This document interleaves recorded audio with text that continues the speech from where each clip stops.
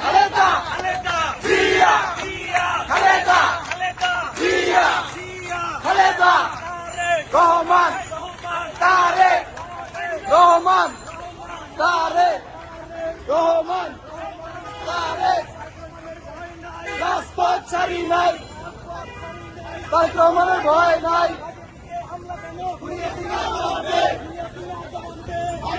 হামলা কেন